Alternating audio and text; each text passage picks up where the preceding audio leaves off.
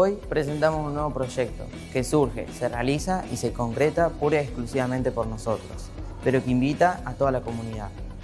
Alguna pregunta surge porque como personas, y más aún siendo jóvenes, estamos continuamente buscando respuestas a interrogantes que se nos presentan. Es un ciclo de charlas donde se abordarán diferentes temáticas con especialistas que puedan responder a nuestras dudas. Las inquietudes de las que se hablará durante el desarrollo de las charlas surge de nosotros, los estudiantes. En esta oportunidad estaremos hablando sobre nosotros, los adolescentes, cómo funciona nuestra cabeza, cuáles son los cambios que se nos presentan en esta etapa, por qué actuamos de tal o cual manera, cómo hacer que los adultos nos entiendan. Soledad Gallina será quien responda a todas nuestras inquietudes. ¿Y vos, tenés alguna pregunta?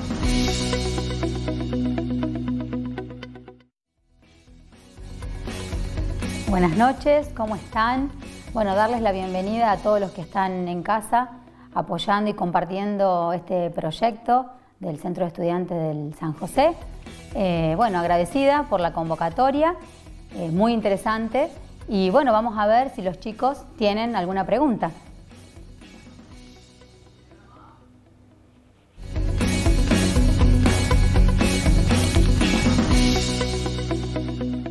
¿Qué es la adolescencia?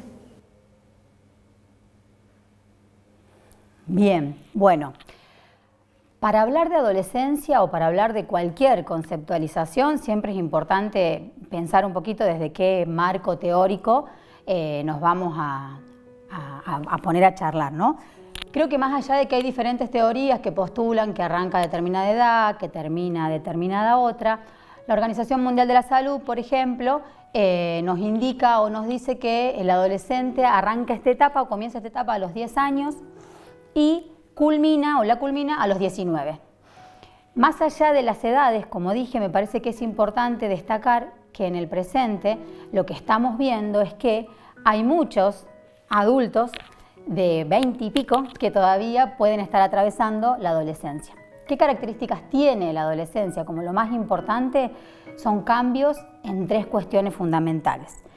Uno tiene que ver con el cambio en lo biológico, en lo físico, que es la primera etapa, por lo general, la que se da al comienzo, que muchos la identifican como pubertad.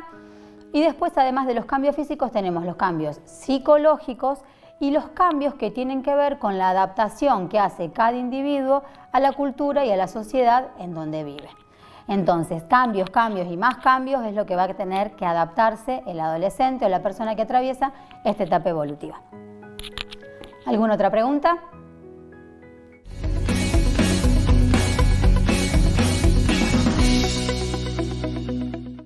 ¿Por qué cambiamos tanto en relación a lo que éramos en la infancia?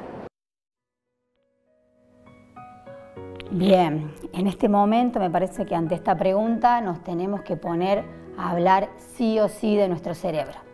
En el desarrollo de nuestro cerebro hay dos instancias que son fundamentales. La primera se da en la niñez con la neuroplasticidad y la cantidad de conexiones de neuronas que tiene el cerebro y que ayuda al crecimiento. Y la segunda gran explosión de conectividad neuronal o plasticidad neuronal se da en la adolescencia. Para los que a lo mejor desconocen un poquito, la plasticidad neuronal tiene que ver con la conexión que hacen las diferentes neuronas para dar respuesta a necesidades determinadas. Necesidades del propio cuerpo, necesidades de estímulos exteriores, ante determinadas lesiones o situaciones en las que otras neuronas tengan que responder a neuronas que cumplían esa función anteriormente. El mayor desarrollo se da en este momento. ¿Por qué se da en este momento? Porque el cerebro tiene que empezar a prepararse a cambios y más cambios, como es el título. El cerebro de un niño o un niño a esa edad determinada está muy acostumbrado a vivir en una zona manejada por los adultos, a veces por los papás, a veces por otros adultos referentes, pero son los adultos los que manejan la cotidianidad del niño. ¿Qué tiene que pasar para que este niño deje de serlo y empiece a ser adolescente? Lo de afuera, lo externo, tiene que ser novedoso. Tengo que encontrar algo fuera de lo cotidiano de mi casa que sea mucho más novedoso que lo que vivo todo el tiempo en casa. ¿Qué tres cosas son las que tienen que suceder para que un adolescente se anime a vivir la adolescencia? La primera es la novedad. La segunda es poder asumir riesgos y la tercera es el grupo de pares. ¿Por qué es importante el grupo de pares? Porque va a ser el que va a sostener que el adolescente se anime a tomar estos riesgos como novedad. A ver, el adolescente cuando le saca el auto al papá teniendo 18 años y toma un poco de más y se quiere ir a otro pueblo, no es que el adolescente no sabe que se está arriesgando, que esa conducta es una conducta riesgosa para él. Sí lo sabe. Lo que pasa es que la compensación psíquica que encuentra en su grupo de pares es tan grande que es lo que retroalimenta esa ansiedad que le genera la situación riesgosa. ¿Otra pregunta?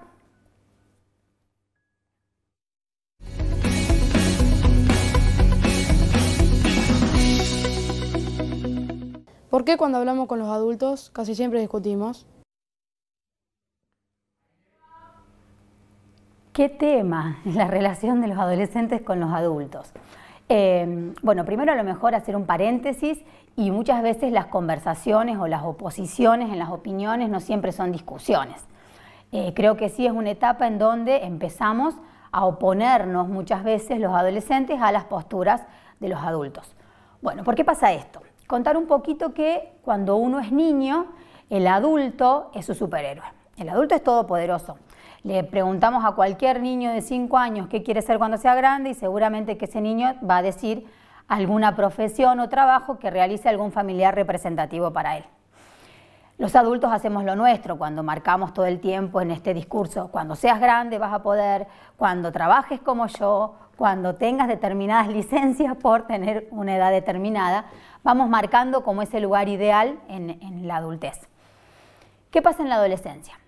El adolescente empieza a darse cuenta, por conocimiento propio, que este adulto, que era tan genio para mí, tan ideal, tan perfecto, tiene un montón de defectos, que no se las sabe todas como creía, que más de una vez se manda alguna macana como nosotros también los adolescentes pueden hacerlo, que no hay tanta diferencia, ¿no? de criterio y de actitudes. Entonces se cae un ideal, se desploma por completo, se rompe por completo ese ideal que tenía para con los adultos responsables míos. ¿Y qué pasa? Creo que esto es importante que los adultos o los papás sepamos. Esto tiene que suceder. Si nosotros el día de mañana queremos tener cerca nuestro un adulto saludable, tenemos que pasar por estas cuestiones que son puramente de la adolescencia. ¿Por qué el adolescente no sé si se opone, pero empieza a cuestionar también cuestiones del adulto? Porque necesita extrafamiliarizarse. Uno de los trabajos que tiene el psiquismo del adolescente es la extrafamiliarización. ¿Qué quiere decir eso? Que lo extrafamiliar empieza a ser más importante que todo lo que hay en familia. Ejemplo, vamos de vacaciones el fin de semana largo a las sierras con mamá, papá, vos, tu hermano, vamos todos. No, tengo el cumpleaños de 15 de la prima de mi amiga que es de no sé dónde, pero hijo, vamos. No, mami, no, me voy con mis amigos. Lo extrafamiliar, sea lo que sea lo extrafamiliar, a veces son super planes y a veces una previa en la casa del vecino que va a mi curso, va a ser siempre más novedoso, más encantador, más atractivo y preferible para los adolescentes. Eso tiene que ser así, es así. ¿Alguna otra pregunta?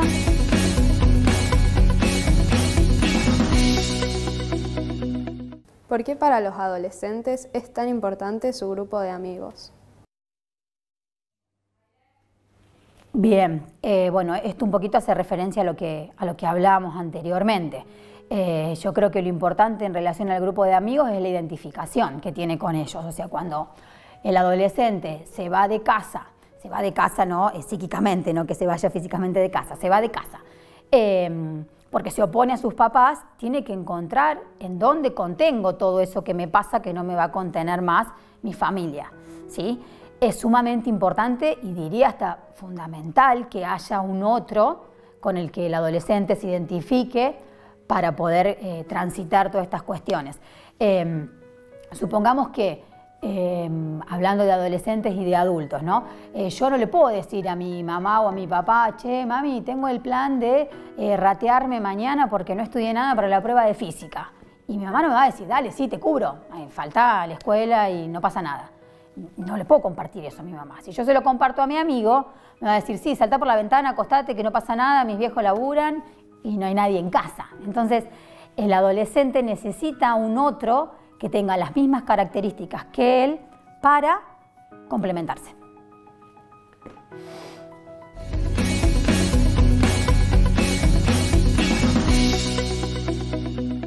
¿Por qué los adolescentes tenemos conductas que nos ponen en riesgo, como por ejemplo el consumo de alcohol? Bien, para poder responder a esta pregunta tenemos que volver al funcionamiento del cerebro. En el cerebro hay dos partes del cerebro que tienen un desarrollo muy marcado a través de la explosión hormonal que hay en la adolescencia. El primero es la amígdala, que empieza a crecer muchísimo, y el segundo, que tiene un crecimiento también muy pronunciado, es el núcleo accumbens, que se llama.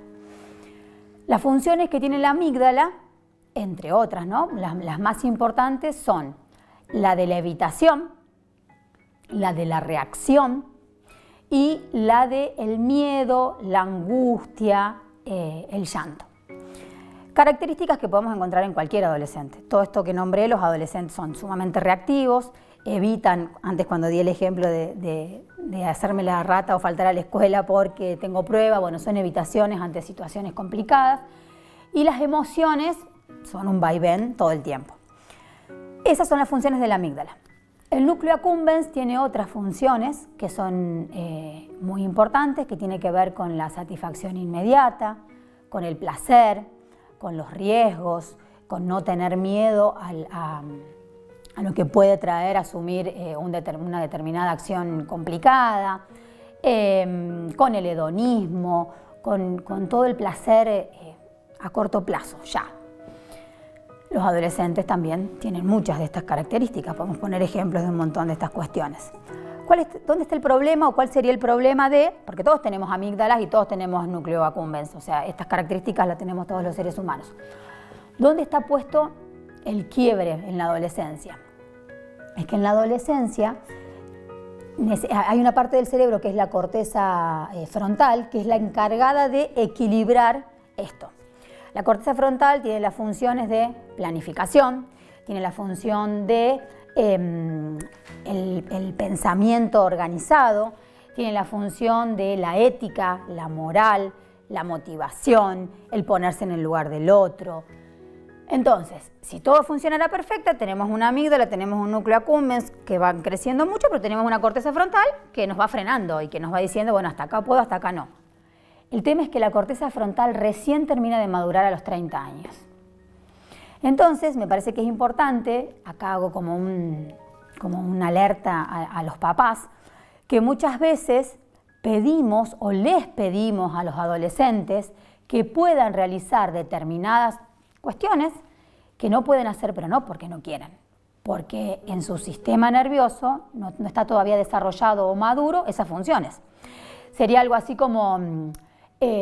a los 18 le compro un auto porque es su cumpleaños, pero yo quiero que lo use solo a la tarde, que no tome absolutamente nada de alcohol cuando maneje, y tiene que entenderlo porque es así, y no va a ser así. Va a haber adolescentes en los que sí, va a haber otros en los que no. Muchas veces se van de casa diciendo no tengo que tomar porque voy a manejar, y termina sucediendo. Entonces, creo que a veces les exigimos de más a los adolescentes, que nos respondan de la manera que nosotros esperamos, y es importante saber que a nivel sistema nervioso no están preparados para eso. Sería algo así como pedirle a un niño de 6 meses que comience a caminar. ¿Sí? Todavía no está desarrollada esa función. Y me parece importante, como dije, que muchas veces los adultos somos los que ponemos en peligro a los adolescentes, poniéndoles en el medio determinadas situaciones, determinados objetos, determinadas herramientas que ellos no están todavía preparados para poder utilizar.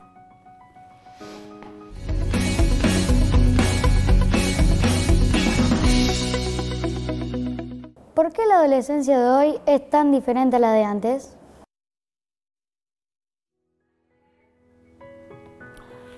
Bien, ¿por qué la adolescencia es tan distinta? Yo creo que los trabajos psíquicos que tiene que hacer el adolescente de hoy son los mismos que tuve que hacer yo, que tengo 40. Dentro de los trabajos psíquicos que tienen que realizar los adolescentes hay algunos duelos que son como muy importantes de elaborar. Cuando hablo de duelo es la elaboración psíquica ante una pérdida, ¿sí? Entonces, por ejemplo, el adolescente tiene que realizar el duelo por el cuerpo infantil que ya no tiene. El adolescente tiene que realizar el duelo por los padres de la infancia que ya no son los mismos. Los adolescentes tienen que realizar el duelo por los roles de la infancia que son muy distintos a los roles que tengo ahora como adolescente. Esos trabajos psíquicos estaban y están. El tema está en que el escenario cambió. El contexto en el que el adolescente hoy en día tiene que hacer la elaboración de estos duelos o de estos trabajos como de otros no es la misma que teníamos nosotros, por ejemplo, mi adolescencia. Por dar un ejemplo de algo que es como muy notorio, los adolescentes de otra época esperaban mucho la instancia pública, el ser reconocidos públicamente como ciudadanos o como pensantes en oposición a la infancia, ¿no? Entonces, en mi adolescencia, por ejemplo, era muy importante poder votar. O sea, cuando uno tenía 18 años en mi momento y tenías que ir a votar, era como la primer presencia física importante ante la sociedad donde nos exponíamos ahí. Hoy en día el adolescente está impuesto y expuesto socialmente desde mucho antes. Hoy en día, a través de, por ejemplo, de Twitter, un adolescente te puede armar una movilización en contra o a favor de determinada idea política, de determinada ideología. Hoy en día se puede convertir en trend topic cualquier comentario que haya dicho cualquiera de los adolescentes. Si hablamos de Justiniano Posse, por ejemplo, a través del Foro de la Juventud, es una entrada y una participación sumamente activa en lo social. Entonces creo que esas son las cuestiones que han cambiado en la actualidad. Es el contexto, es el escenario en el que nos vamos desarrollando, ¿sí? Y por sobre todas las cosas que hoy en día el adolescente no tiene que pedir permiso.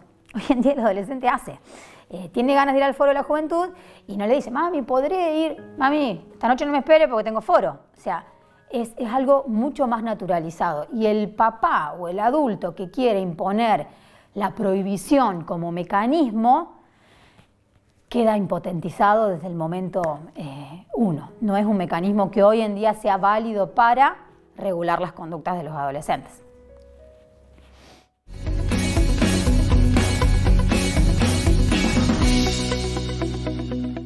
¿Por qué la tecnología influye tanto en la adolescencia?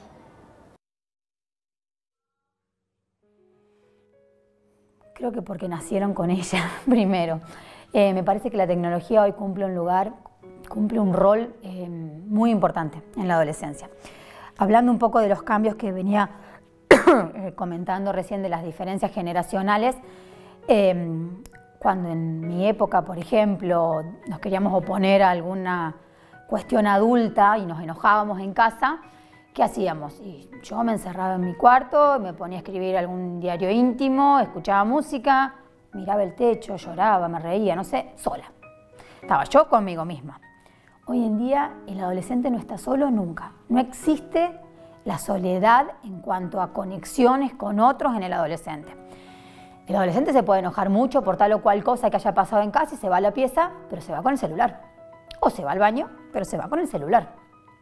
Y en ese momento de la tecnología o atravesado con la tecnología, creo que también tenemos que entender que el celular cumple una función simbolizante de socialización. El adolescente está en grupo con el celular.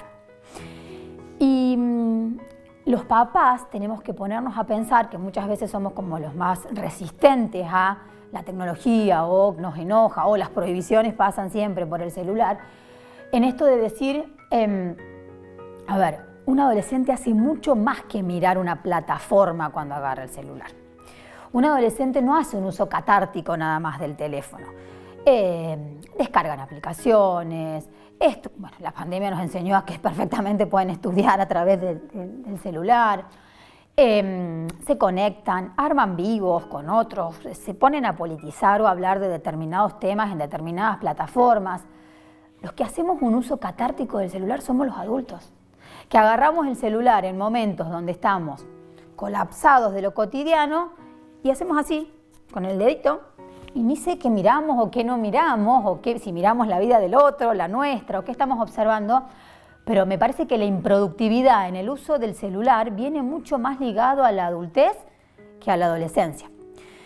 Creo que es importante que hay que respetar esos espacios, por más de que nos cueste mucho, hay que respetar que muchas veces esos espacios de tecnología para los adolescentes son espacios de construcción psíquica también. Y bueno, y eso es claramente un cambio terrible de lo que era nuestra generación a lo que es ahora, y me parece que es una brecha generacional que no sé si los adultos en algún momento vamos a poder equiparar.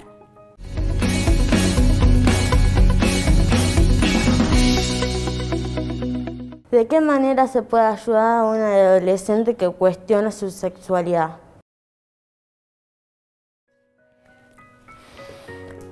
Bueno, el tema de la sexualidad debería ser el tema de un encuentro. Creo que la sexualidad, cómo el adolescente experiencia y experimenta la sexualidad y las identificaciones y las elecciones sexuales, cambió muchísimo. Y creo que también que el tabú en ese tema es nuestro, es de los adultos. Los adolescentes de hoy experimentan mucho más todo lo que tiene que ver con lo sexual, ya sea desde las identidades sexuales, desde las elecciones sexuales, y no son tan determinantes con eso.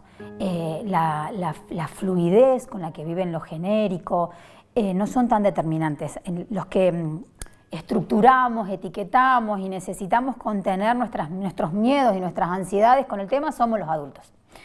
Si nosotros entenderíamos como adultos que en la adolescencia es una etapa para esto y lo que pasa en la adolescencia no es determinante para el resto de nuestra vida, le pondríamos como mucho menos presión al tema. ¿Cómo ayudar a un adolescente ante estas situaciones? Me parece que tiene que haber adultos referentes en la vida de cualquiera. Cuando digo adultos referentes es que muchas veces no es mamá y papá. Muchas veces con mamá y papá yo no quiero hablar de determinados temas, pero seguro hay un preceptor, un profesor, un tío, un primo con el que tenga cierta relación, con el que pueda soltarme y hablar un poco más. También creo que en este tema y en esta instancia lo más complejo es cómo comunico, qué hago después con estas elecciones que yo tomé o dejé de tomar.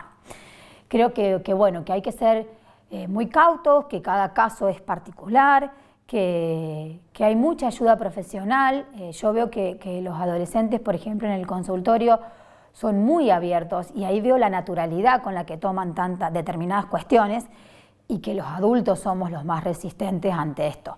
Creo que la adolescencia es una etapa de prueba, de experienciar cambios, como le dije, pero nada es determinante. Por haber hecho tal o cual cosa no determina absolutamente nada lo que va a pasar el resto de mi vida. Hablando de sexualidad o hablando de cualquier otra cosa, ¿no? Más o menos sería ese como para responder puntualmente a la pregunta. Hay mucho para hablar sobre sexualidad en la adolescencia.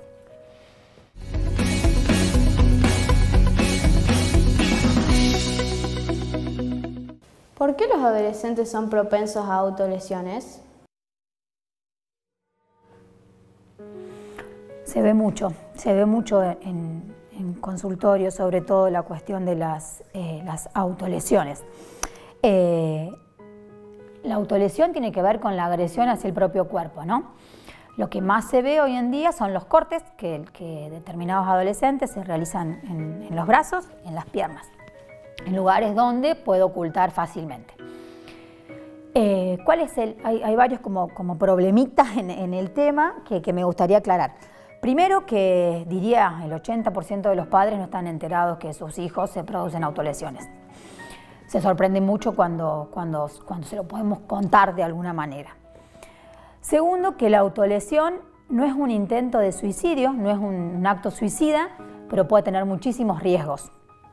Depende de la profundidad de la lesión, depende de las infecciones que pueden producir esas lesiones, con qué me produzco el corte. Entonces son conductas muy peligrosas. ¿Por qué un adolescente se corta? Un adolescente se corta porque está viviendo en su cotidianidad, en su mundo interno, mucha angustia, mucha frustración, mucho estrés, y lo mental ocupa en ese momento de su vida el mayor tiempo, la mayor energía se la saca a ese problema, esos problemas, ese entorno complejo que estoy teniendo. Entonces el adolescente, al producirse un corte, siente que puedo como canalizar y acotar ese dolor en eso puntual, en ese corte puntual que me estoy realizando. Entonces en ese momento siento descarga, siento que me liberé, siento que ya está, que desplacé eso que me pasaba, lo desplacé al dolor físico, ¿no? Y lo puedo contener, no es tan enorme, está ahí nada más, es el ardor que me produce el corte. ¿Qué pasa después de esto? Esas conductas que son las que acabo de nombrar de liberación se transmutan en las de culpa, en las de como otras adicciones, o sea, termina la situación de la adrenalina y lo hormonal que me genera eso y me siento no solo culpable, sino que mi entorno sigue exactamente igual que seguía antes. Además de estas complicaciones que se pueden tener a raíz del corte en sí. Se ve mucho en la primera etapa de la adolescencia, son conductas que son más propensas en la primera etapa de la adolescencia. Papás, mamás, los que cumplan esa función, estar como bastante más atentos a estas cuestiones y a pedir ayuda profesional. Creo que uno puede contárselo al amigo, puede contárselo al adulto, puede compartirlo, pero acá hay un mecanismo de elaboración de los conflictos que no es para nada saludable y bueno, tiene que haber un profesional ahí que acompañe y reordene a este adolescente a empezar a tener maneras de resolver sus conflictos más saludables, ¿sí? Chicos, bueno, les agradezco a los chicos del Centro de Estudiantes, primero que todo, por la iniciativa, porque hayan sido ellos los ideadores de este espacio, porque me parece que las charlas para hablar de adolescencia siempre, la mayoría de las veces, son pedidas por adultos y que hayan sido ellos los que les interese hablar de ellos mismos y los que podamos poner en el tapete tantas cuestiones que espero tengan resonancia en casa y que se puedan charlar un poco más en la familia y en la escuela. Agradecerle entonces la oportunidad y la participación y que, bueno, que sigan los éxitos para ustedes. Muchas gracias.